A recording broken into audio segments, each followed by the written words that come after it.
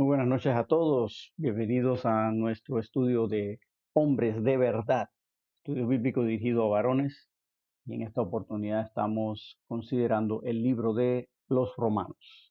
Estamos en el capítulo 7, así que le invito a que abra su Biblia en Romanos capítulo 7, empezando en el versículo 1. Ahí es donde vamos a estar. Y como me oyen decir muchas veces, si le gusta lo que está escuchando, dele al botoncito de me gusta y suscríbase para recibir noticias cada vez que subimos material nuevo a nuestras redes. Estamos considerando el libro de los Romanos y ha sido en realidad un viaje muy interesante considerando lo que Pablo nos quiere comunicar en su libro. Y a manera de un repaso, si vemos un bosquejo así simplificado de Romanos, yo sé que hablamos de que está dividido en dos partes y todo eso. Lo que quiero ver ahora cada capítulo más o menos a qué se refiere. Y ustedes ven que el capítulo del 1 al 8 es la revelación de la justicia en la salvación, mientras que los capítulos 9 al 16 es la revelación de la justicia en la santificación. En la salvación hablamos de cómo somos salvos del pecado, y mientras que en la santificación es cómo vivimos libres del poder del pecado, cómo vamos mejorando nuestra relación con Dios. Así que esas son las dos grandes divisiones del libro.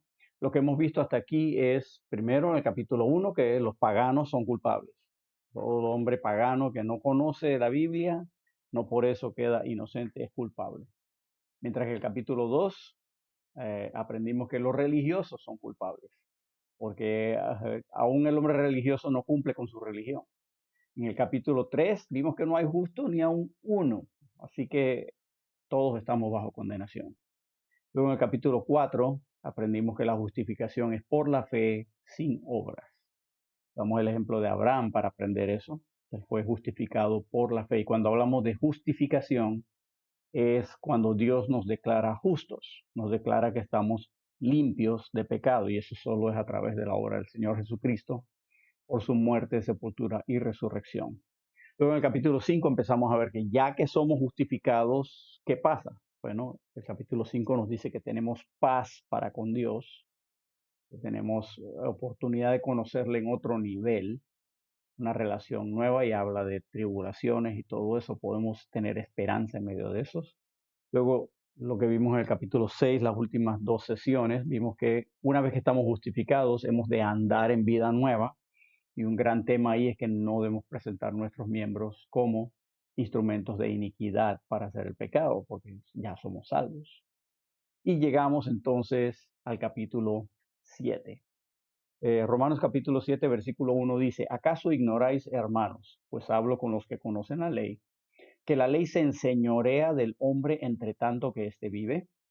Porque la mujer casada está sujeta por la ley al marido mientras éste vive, pero si el marido muere, ella queda libre de la ley del marido. Así que si en vida del marido se uniere a otro varón, será llamada adúltera. Pero si su marido muriere, es libre de esa ley, de tal manera que si se uniere a otro marido, no será adúltera. Así también vosotros, hermanos míos, habéis muerto a la ley mediante el cuerpo de Cristo, para que seáis de otro, del que resucitó de los muertos, a fin de que llevemos fruto para Dios. Entonces Pablo empieza a decirnos que la ley no rige si hemos muerto. Dice el versículo 1, dice: ¿Acaso ignoráis, hermanos, pues hablo con los que conocen la ley, que la ley se enseñorea del hombre entre tanto que éste vive?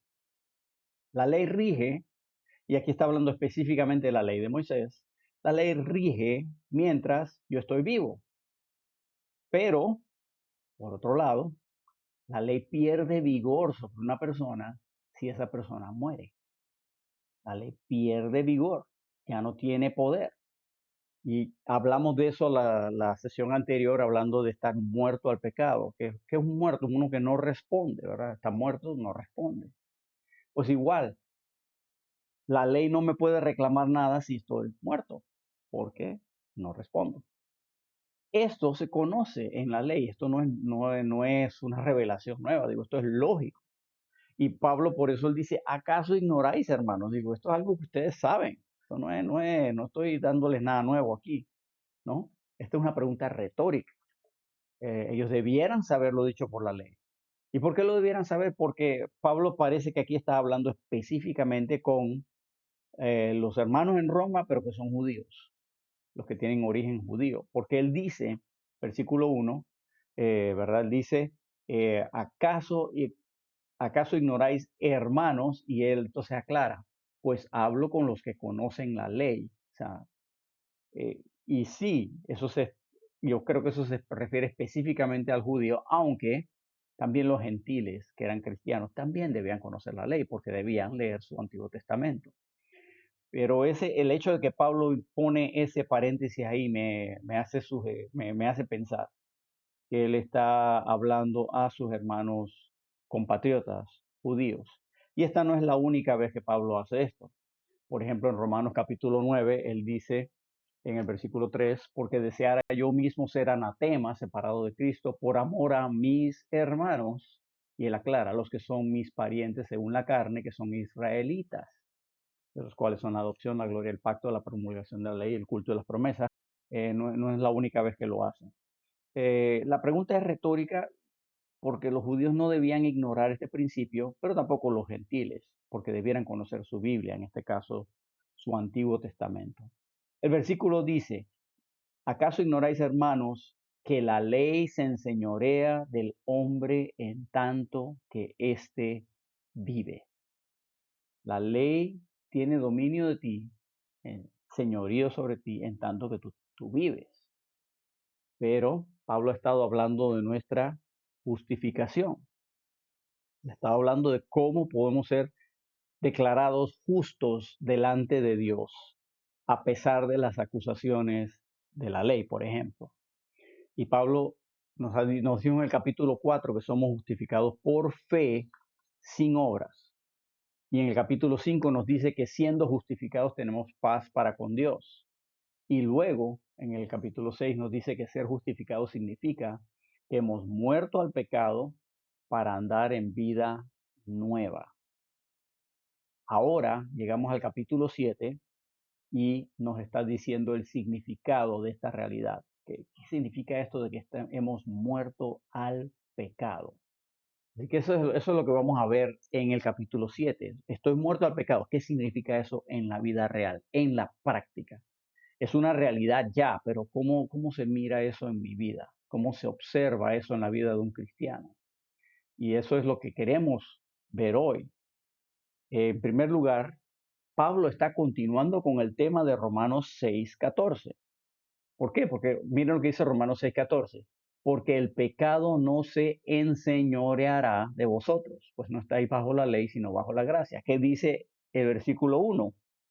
¿Qué dice? Dice que la ley se enseñorea del hombre en tanto que éste vive. Entonces está hablando de algo que se enseñorea sobre nosotros. El pecado no se enseñoreará de vosotros, dice en Romanos 6:14, y dice aquí que el pecado se enseñorea sobre un hombre en tanto que éste vive. El pecado se enseñorea de ti en tanto que tú vives. Una vez que tú mueres, ya el pecado no tiene poder sobre ti. Por eso debemos estar muertos al pecado. El que está muerto no responde a lo que sucede a su alrededor. Si estamos muertos al pecado, no reaccionamos a la tentación, al atractivo del pecado. Y eso se hace evidente en la vida física, pero a veces olvidamos que también es real en la vida espiritual. También ocurre en la vida espiritual. O sea, cuando una persona fallece físicamente, ya nadie espera que cumpla con las leyes del país, con las normas sociales, ni con las costumbres de su cultura. A nadie le reclaman, a ningún muerto le reclaman que no celebró la Navidad, ¿no? A ningún muerto le reclaman que no saludó, a ningún muerto le reclaman que no pagó los impuestos. No tiene sentido, está muerto. Bueno, igualmente, la ley no tiene nada que reclamarme a mí si estoy muerto a la ley. El pecado no tiene nada que reclamarme a mí si estoy muerto al pecado. Y sí, en el capítulo 6 Pablo habla de estar muerto al pecado, pero aquí, en el capítulo 7, Pablo nos va a enseñar que hemos muerto a la ley. También nos enseña eso. ¿Dónde nos va a decir eso? Lo vamos a ver más adelante en el versículo 4. donde dice, así también vosotros, hermanos míos, habéis muerto a la ley mediante el cuerpo de Cristo. En otras palabras, no hay ley externa que me obligue a mí a hacer nada, ni estoy sujeto a hacer nada por una ley externa para agradar a Dios. Ese es el tema. Yo no tengo ahora que cumplir con ritos, leyes, normas externas para ir creciendo, para estar bien con Dios, para estar cerca de Dios. Y Pablo quiere ilustrar este principio con un ejemplo que todo el mundo conoce. Y por eso él utiliza un ejemplo del Antiguo Testamento, el cual conocían los hermanos judíos a los cuales habla, y por eso se los menciona a los creyentes judíos entre los romanos, pero también para que lo sepan los gentiles, que somos tú y yo. Este ejemplo tiene mucho que enseñarnos a nosotros, los gentiles bautistas, porque todavía hasta el día de hoy hay mucha gente que quisiera ponernos bajo una ley. Así que Pablo entonces entra a darnos una ilustración de lo que es estar muerto a la ley y usa la ilustración de una viuda en los versículos 2 y 3. Dice Romanos 7, 2, porque la mujer casada está sujeta por la ley al marido mientras éste vive, pero si el marido muere, ella queda libre de la ley del marido. Así que si en vida del marido se uniera otro varón, será llamada adúltera, pero si su marido muriere, es libre de esa ley, de tal manera que si se uniere a otro marido, no será adúltera. Así que ese es el ejemplo que Pablo nos quiere dar. En el caso de una mujer casada, ¿qué sucede? Es fácil de entender. Mientras el marido está en vida, la mujer está casada. Mientras él no muera, la mujer está casada. No puede unirse a otro. Pero si el marido muere, entonces está libre. Puede unirse a otra persona porque no hay ningún problema. Pablo menciona este mismo principio en 1 Corintios 7:39. Dice, la mujer casada está ligada por la ley mientras su marido vive. Pero si su marido muriere, es libre para casarse con quien quiera, con tal que sea en el Señor. Y no nos sorprende, es perfectamente lógico, siempre ha sido así. Una mujer casada no está libre para unirse con otro. Esa es la ley del marido. Pero si el marido muere, la cosa cambia. La mujer ahora está libre. Y vemos ejemplos de eso en la misma Biblia. David, por ejemplo, tuvo dos esposas que habían estado casadas antes. Una fue Abigail. Si usted busca por allá por 1 Samuel capítulo 25, ve la historia de Abigail. Ella estaba casada con un hombre llamado Nabal. Pues Nabal muere, entonces David tomó a Abigail como esposa. Pudo casarse porque ella quedó libre. El otro es Betsabé, ¿verdad? Betsabé estaba casada y mientras estaba el marido con vida, ella no podía casarse con más nadie, pero el marido murió, en este caso no de buena manera porque David mismo lo mandó a matar, y eso en 2 Samuel 11. Pero una vez que él murió, David se pudo casar con Betsabé porque ella estaba libre para casarse con ella. Así que si en vida del marido, dice Pablo, se uniere con otro, será llamada adúltera. Una mujer, eso es lógico. Otra vez, todas las culturas del planeta conocen eso. Y está consignado en la ley de Moisés también, ¿verdad? En vida del marido, dice el versículo 2, ¿verdad? Dice, versículo 3 dice, así que si en vida del marido se muriere otro varón, será llamada adúltera. La mujer está sujeta a la ley del marido mientras él está vivo. Pero si su marido muriere, la cosa cambia. Hay una situación diferente. La muerte del marido deja libre a la mujer de esa ley del marido. Entonces es libre para casarse con otro porque ya no es una mujer casada, es una viuda. Entonces, esa es la ilustración. Y ahora vamos a ver la aplicación. ¿Qué significa eso, pues, en cuanto a nosotros y nuestra vida cristiana? Pero, antes de pasar a eso, me es necesario hacer mención de un asunto. Mucha gente acude a este pasaje para sacar principios del matrimonio cristiano. Y tenemos que entender que este pasaje no habla del divorcio y no da reglas para el matrimonio cristiano. Ese no es el propósito de Pablo. Pablo nos está dando un ejemplo de qué pasa. Una mujer que está casada tiene una situación. Si el marido muere, su situación cambia. Eso es todo lo que está diciendo y ahora vamos a ver qué significa el marido y qué significa la mujer y todo eso. Pero hay gente que viene aquí a este pasaje y tenemos que recordar, en este pasaje Pablo no tiene la intención de instruir a la iglesia en cuanto al matrimonio, el divorcio y el nuevo matrimonio. Esto no es la intención de Pablo y por lo tanto él no está ni considerando eso. El pasaje que nos da la palabra de Dios sobre este tema para la iglesia está en 1 Corintios 7. No vamos a ir allá porque eso no es mi propósito en esta noche.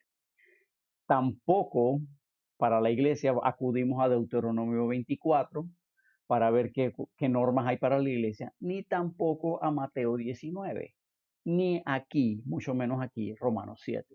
Entendamos eso.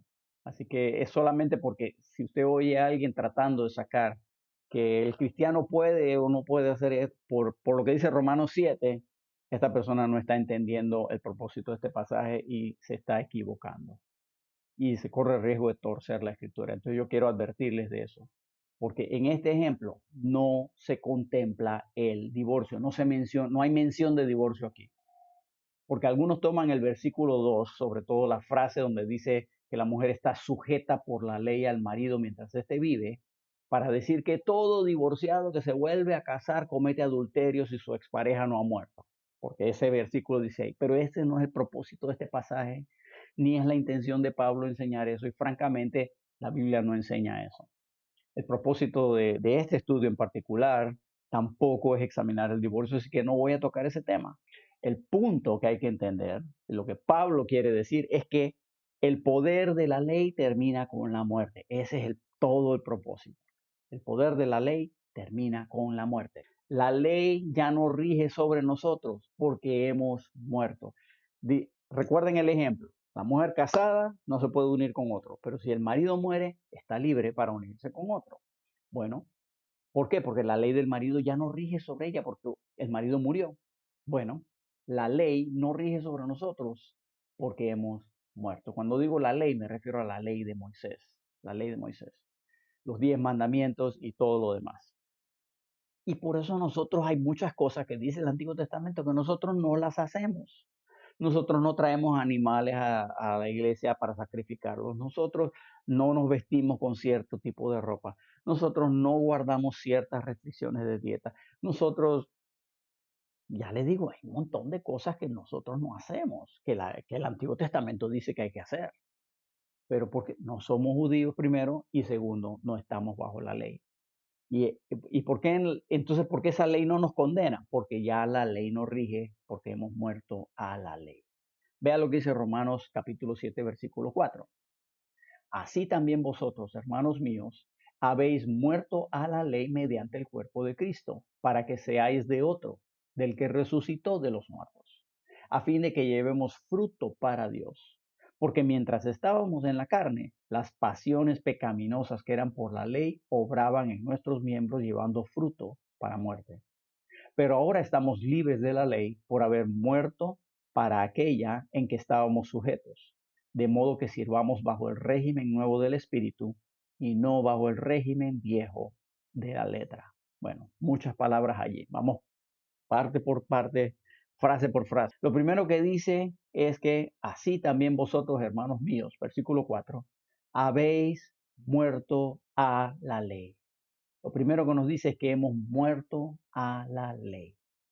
Ahora, la ley es buena, ¿no? Yo no estoy criticando la ley. La ley, lo que está en el Antiguo Testamento, eso es bueno y tiene mucho que enseñarnos. Debemos conocerla, pero también debemos entender que yo no estoy sujeto a guardar todo lo que dice la ley. Hay ciertos principios que puedo aplicar a mi vida. Hay otros que no se aplican. ¿Por qué? Porque no es para mí.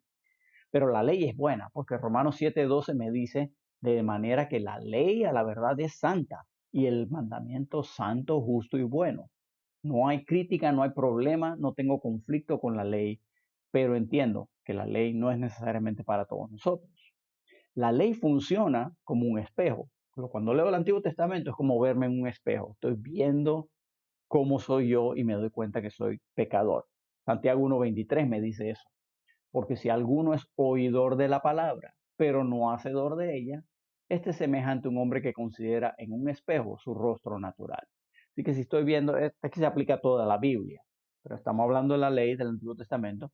Yo estoy viendo y ahí dice la ley, por ejemplo, dice, no codiciarás. Pues no codiciarás.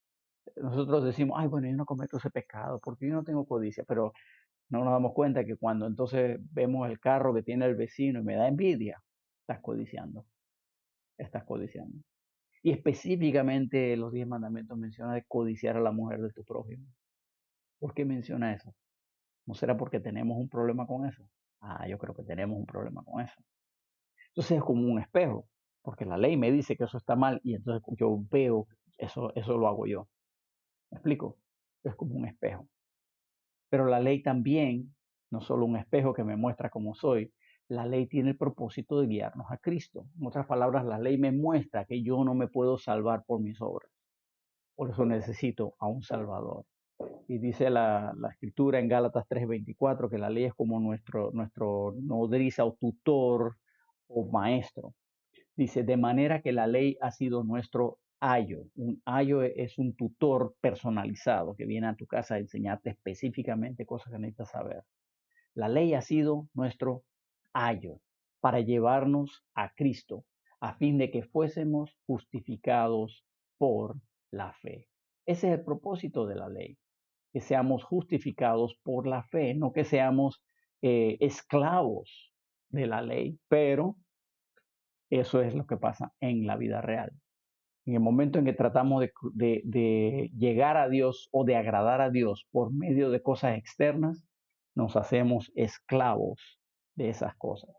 Y ese es el problema. Ese es el problema. Esto de que hemos muerto a la ley, vea lo que dice el versículo. Así también vosotros, versículo 4, sigo leyendo. Hermanos míos, habéis muerto a la ley, dice, mediante el cuerpo de Cristo. Hemos muerto a la ley mediante el cuerpo de Cristo para que seáis de otros. Dios lo que hizo el día que fuimos salvos fue que nos separó de nuestro cuerpo para que su espíritu pudiera morar en nosotros y unirse a nuestro espíritu. O sea, estas cosas no pasaban antes, esto es algo nuevo. En otras palabras, yo quedé libre del pecado y de la ley que opera en mi cuerpo cuando fui hecho parte del cuerpo de Cristo. Por eso dice, habéis muerto a la ley mediante el cuerpo de Cristo. Y esto es lo que en Colosenses 2:11 se llama la circuncisión no hecha a mano. No voy a buscar el versículo ahí, pero esa frase aparece en ese versículo de Colosenses 2:11. Y una circuncisión, creo que se los explicamos antes en otra sesión, es una incisión hecha en forma circular, o sea, dándole toda la vuelta. Entonces, imagínense que mi mano soy yo. Imagínense que soy yo.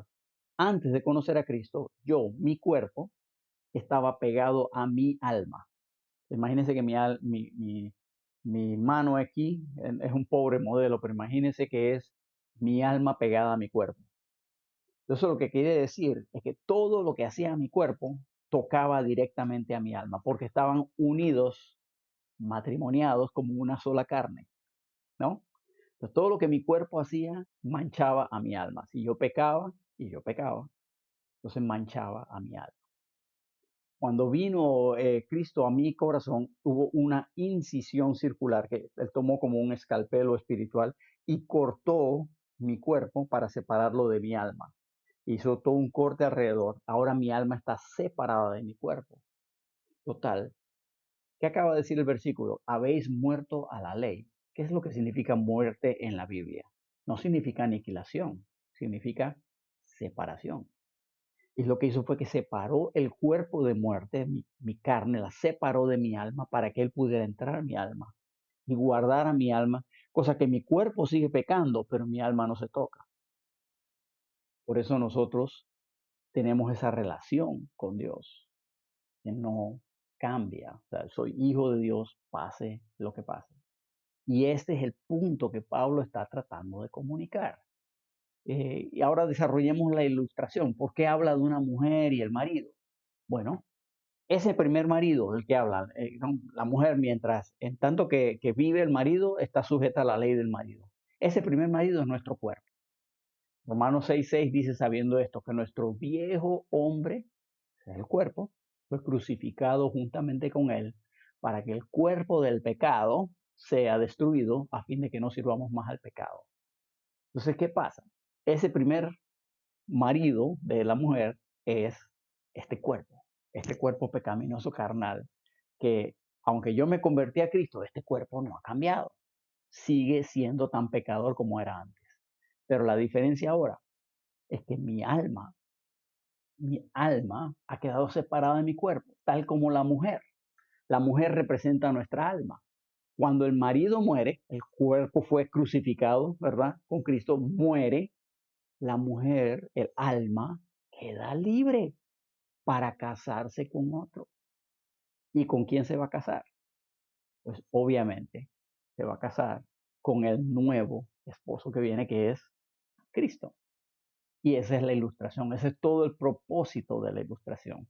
El versículo continúa diciendo, Romanos 7:4, dice, así que también vosotros, hermanos míos, habéis muerto a la ley mediante el cuerpo de Cristo, y aquí viene, para que seáis de otro. ¿Cómo así? Para que te cases con otro. Estabas casado con un cuerpo de muerte. Ese era tu primer marido de este cuerpo. Pero Dios, por la obra de Cristo, lo ha separado de tu alma y este cuerpo ya no queda atrás, está muerto. Ahora tu alma está libre para unirse a otro, que es Cristo, para que seáis de otro. En otras palabras, para tener otro marido. Esa es la idea de esa frase. Por eso está esa frase allí. Y Pablo nos ha dicho esta verdad en otros lugares y aparece en varios lugares en la Biblia. Según de Corintios 11:2, tal vez el más claro de todos. Dice, porque os celo con celo de Dios, pues este es Pablo diciendo, os he desposado con un solo esposo para presentaros como una virgen pura a Cristo. ¿Qué quiere decir esto? Leyéndolo en lenguaje, diciéndolo en lenguaje moderno. Dice, los estoy cuidando con un celo de Dios, celosamente como Dios. ¿Por qué? Porque los he comprometido para casarse con un nuevo esposo, un solo esposo. Y quiero presentarles como una virgen pura a Cristo, ese nuevo esposo. Eso es lo que está diciendo el versículo. El otro, para que seáis de otro, el versículo me lo identifica claramente.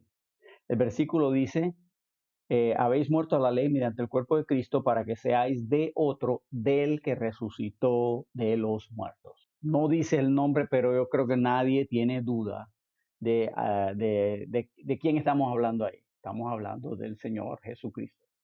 No hay, pero si alguien tiene duda, busque Romanos 1:4 y ahí Pablo identifica, cuando él dice el que resucitó de los muertos, ¿de quién está hablando? Está hablando del Señor Jesucristo. No hay duda, no hay discusión, esto no es ambiguo, no hay nada, no hay ambigüedad allí. Y este no es nuestro tema de hoy, pero quiero mencionarlo. Mire, aquí dice en 2 Corintios, acabamos de leer que estamos desposados, comprometidos para casarnos con un esposo. Vea, eso es un matrimonio arreglado, así como lo hacían en la antigüedad en el Oriente. ¿Verdad? Que los padres de dos familias se ponían de acuerdo y "Oh, yo voy a casar a mi hijo con tu hija". Y los hijos ni tenían ni voz ni voto, eso estaba arreglado. Hasta el día de hoy eso se practica en algunas culturas. Y a nosotros acá en el occidente eso nos parece horrendo. Ay, ¿cómo va a ser? No, yo quiero escoger con quién me caso, pero eso en realidad es un concepto un poquito reciente en realidad en la historia humana. La tradición humana más bien favorece el matrimonio arreglado. Ahora, no estoy diciendo que yo estoy de acuerdo con los matrimonios arreglados, yo me alegro de haber escogido a mi esposa, pero sí estudiando la historia, estudiando la cultura, vemos que eso es lo que estamos diciendo, tenemos un matrimonio arreglado. O sea, tú y yo vamos a casarnos con Cristo. Y si tú eres cristiano y yo soy cristiano, eso va a suceder. Él es nuestro nuevo esposo. ¿Y sabes qué?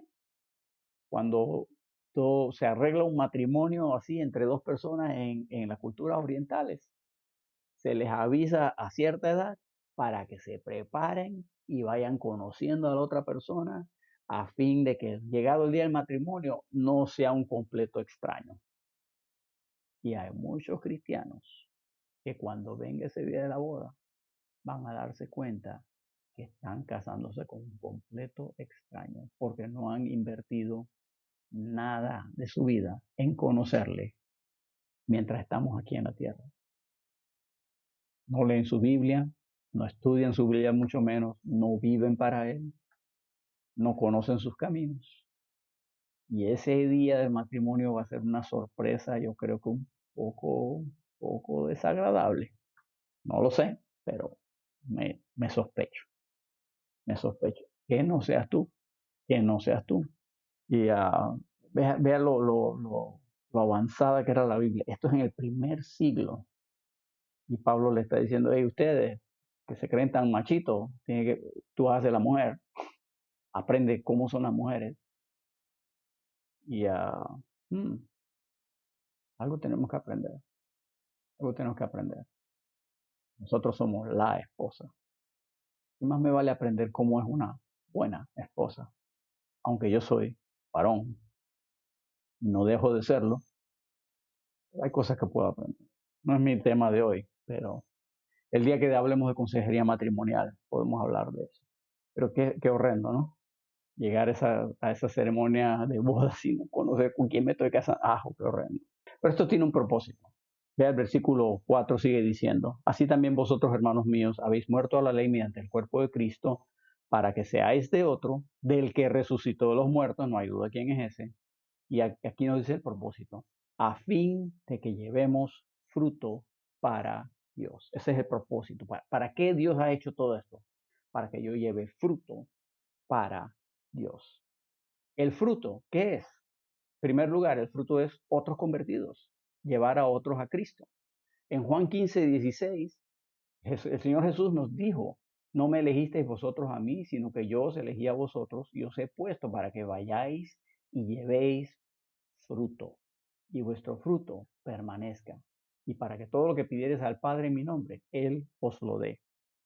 ¿Qué está hablando? Ganar a otros para Cristo, hacer discípulos. Eso es fruto. Para que llevemos, ¿por qué Cristo se ha casado conmigo luego de la muerte de ese primer marido que era tan malo? Y Cristo me rescató. ¿Por qué? Porque Él quiere que yo lleve fruto, que gane a otros para Cristo y haga discípulos.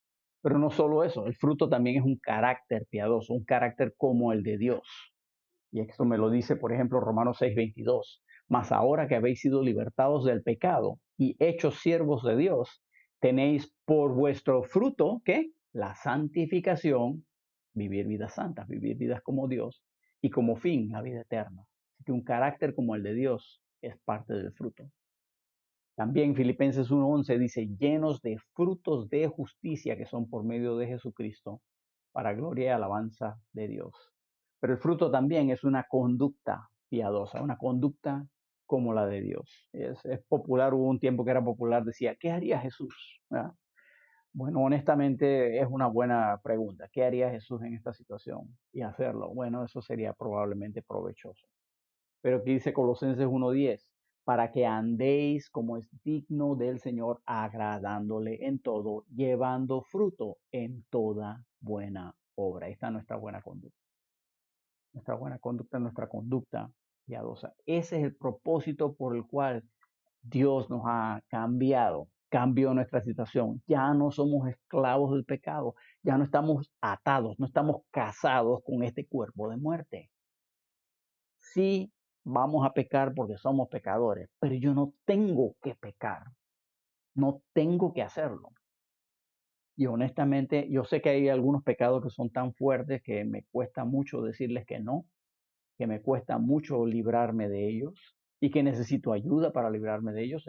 Eso sucede en algunos casos extremos, que son más frecuentes de lo que quisiéramos reconocer. Pero la gran mayoría de los pecados que nos asedian, francamente, si yo tan solo tuviera la voluntad de decir no lo voy a hacer, ahí terminaría. O sea que nos gusta el pecado.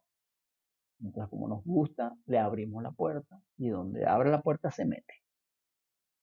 Y entonces, ¿qué lío? Sí, estoy hablando de los hábitos que tienes de tu uso de Internet. Sí, sí, estoy hablando del hábito que tiene cuando te llega la quincena, que no va directo para la casa, sino que va a ese lugar donde no debieras ir. Tal vez una cantina, tal vez un lugar de otro tipo. Sí, sí, estoy hablando de esa amistad que tienes con una persona del sexo opuesto que no debieras tener. Tú lo sabes. A eso me refiero. Este cuerpo quiere hacer todas esas cosas. Este cuerpo me va a jalar para allá. Pero yo puedo decirle, no. Pecado, no. No te hago caso hoy. Hoy no tienes victoria sobre mí porque yo tengo un nuevo marido, un nuevo dueño. Yo sé, eso es fácil decir, difícil hacerlo en la situación, pero empieza con un solo paso. La primera vez que digo que no. Y esa es la lucha que tenemos, hermanos. Esa es la lucha que tenemos todos los días de nuestra vida. De luchar contra lo que el cuerpo quiere incitarnos a hacer versus lo que Dios quiere que hagamos. Y francamente, el resto del capítulo 7 Pablo va a estar detallando esa lucha y les digo, es una cosa encarnizada, es una cosa dramática, es una cosa difícil de ver, es sangrienta, pero ahí está, pero tenemos la posibilidad de victoria si tan solo obedecemos lo que Dios dice. Y esos últimos dos versículos, a eso se refiere Pablo, de la lucha. Empieza a presentar este tema, el cual va a desarrollar en el resto del capítulo. Pero hoy nada más queríamos ver el principio. ¿Cuál es el principio? Nuestro cuerpo ha muerto a la ley y al pecado. No, no estoy bajo juicio de la ley, no estoy bajo el poder del pecado. Yo puedo decirle que no y a la ley no me puede condenar. Yo no me tengo que dejar intimidar de nadie. Pero eso no quiere decir que la cosa es fácil, porque hay una lucha contra el pecado y la ley. Hay una pelea que me va a acompañar el resto de mis días. Vea lo que dice el versículo 5. Porque mientras estábamos en la carne, las pasiones pecaminosas que eran por la ley obraban en nuestros miembros, llevando fruto para muerte. Pero ahora estamos libres de la ley por haber muerto para aquella en que estábamos sujetos. De modo que sirvamos bajo el régimen nuevo del Espíritu y no bajo el régimen viejo de la letra.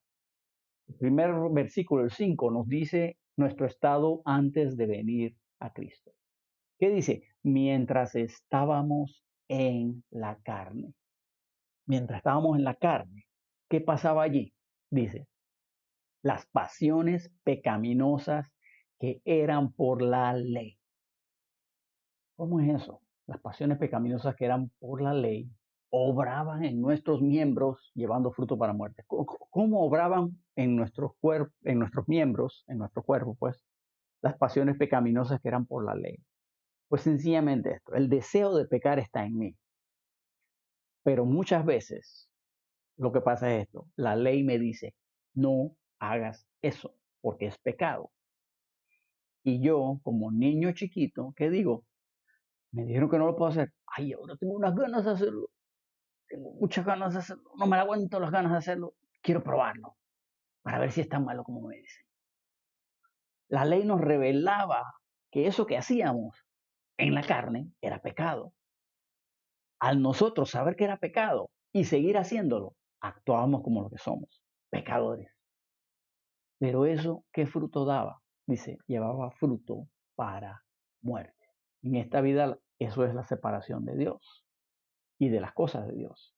Y en la vida eterna es la separación eterna de Dios en el lago de fuego.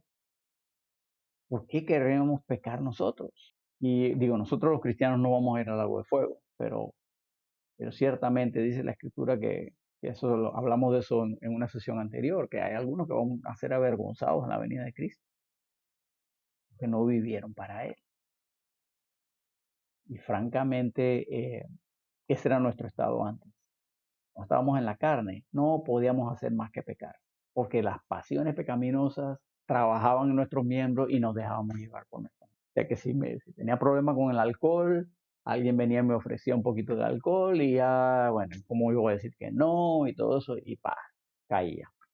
Pasaba lo que pasaba. Y luego andaba llorando y que, pero es que vivo una vida alcohólica.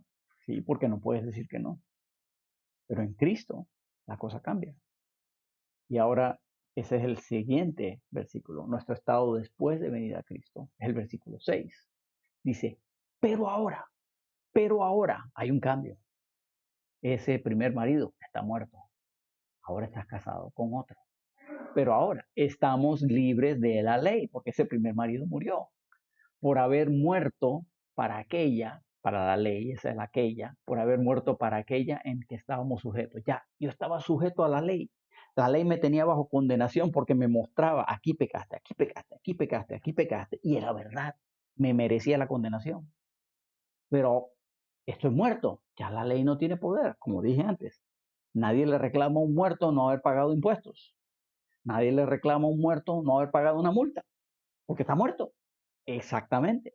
La ley no tiene nada que reclamarme porque he muerto a la ley para ahora servir al Espíritu, para servir bajo el régimen nuevo del Espíritu y no bajo ningún régimen de leyes. Y hermanos, esta es la puerta que abre el tema del resto del capítulo 7 y todo el capítulo 8. El tema resumido es que no podemos ser salvos por las obras. Solo podemos ser salvos por la fe. Eso es lo que Pablo ha estado hablando desde el capítulo 1. Ha mostrado que nuestras obras son malas, que no importa quién seamos, si somos paganos o si somos religiosos, nuestras obras son malas, pero somos justificados por la fe y solo por la fe aparte de las obras. Y la mayoría de nosotros, los cristianos, decimos amén a eso, para que nadie se gloríe, ¿verdad? Por gracias soy salvo por medio de la fe y todo eso. Fantástico. La parte que nos olvidamos es que después de haber sido salvos por la fe, tampoco podemos ser santificados por las obras. Yo no puedo hacer nada para acercarme más a Dios. Yo no puedo hacer nada externo que me acerque más a Dios. Yo no puedo crecer por obras externas. Yo solo puedo vivir vida santa por la fe. Eso es lo que dice el versículo 6. Pero ahora estamos libres de la ley por haber muerto para aquella en que estábamos sujetos, de modo que sirvamos bajo el régimen nuevo del Espíritu y no bajo el régimen del régimen viejo de la letra. La trampa en la que caen muchos cristianos es que son salvos por la fe, gloria a Dios, pero ahora tratan de vivir para Dios por medio de la ley, cumpliendo reglas externas tales como no manejes, ni gustes, ni aun toques. Dicen, ay, no, un cristiano no puede hacer eso, un cristiano no puede hacer lo otro. Es lo que dice la Biblia. Todo me es lícito, pero no todo conviene. Todo me es lícito, pero no todo edifica. Y en otra parte dice, hágase todo para edificación. ¿Y me dice eso? Que no es lo que yo hago externamente lo que me hace vivir vidas santas.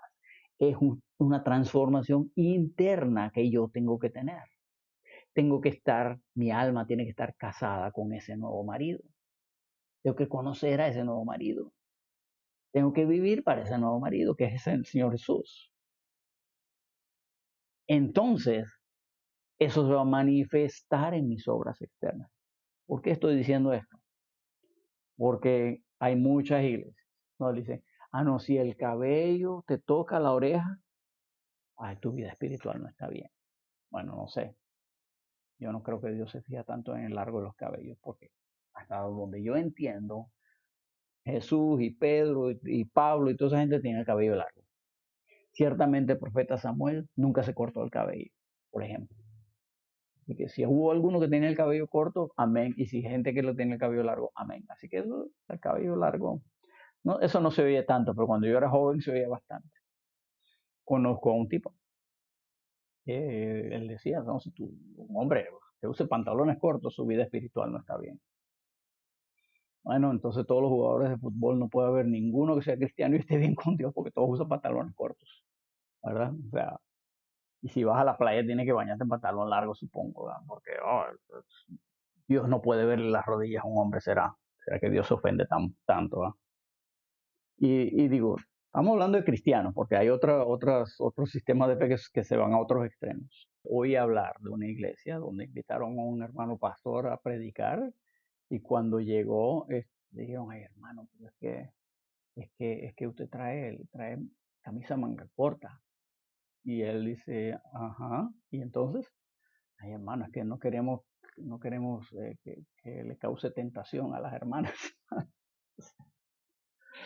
El hermano se miró los brazos y dice, mire, si esto le da tentación a sus hermanas tienen mucho más problemas que mis brazos. O sea, y caemos en eso. Y estoy poniendo ejemplos un poquito extremos, pero caemos en eso. Ay, no, que en la iglesia las mujeres no pueden usar pantalón. Ah, no, no, que en la iglesia las mujeres no pueden usar zapato de tacón. O que en la iglesia los varones tienen que usar esto o no pueden usar lo otro. O que los sábados es el día de hacer tal cosa y el que no lo hace está mal.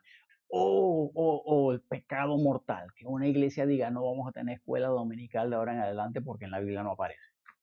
Amén, en la Biblia no aparece, eso es un invento más bien moderno. No estoy diciendo que está mal tener escuela dominical, no me malentienda. Pero si el día de mañana nuestra iglesia dijera no vamos a tener escuela dominical, no estamos haciendo nada antibíblico. Tiene su propósito y yo estoy de acuerdo con el propósito, ese no es el punto. Pero me explico, el punto es tratar de imponer reglas de hombres a nuestro crecimiento y usar eso como la medida con la cual yo evalúo si estoy caminando con Dios o no caminando con Dios. Que Dios nos guarde de eso. Estamos libres de la ley. Yo no tengo que estar guardando requisitos externos de nadie. Nadie puede venir a imponerme esto o lo otro. ¿Estás tú viviendo para el Señor o estás tú sujeto a alguna ley? Esa es la pregunta para ti en esta noche. No es mi oración, es que todos aprendamos a estar libres de la ley y del pecado, porque esa es nuestra realidad. Y en la próxima sesión vamos a ver cómo se manifiesta esa realidad en la vida práctica. Que el Señor nos los bendiga ricamente.